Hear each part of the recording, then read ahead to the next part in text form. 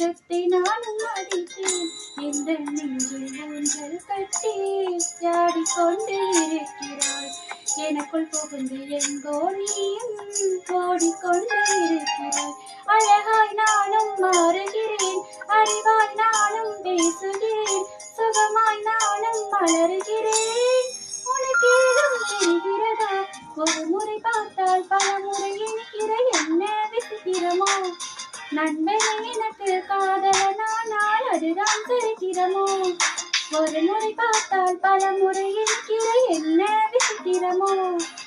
நண்பனே எனக்கு காதலனானால் அதுதான் சரித்திரமோ?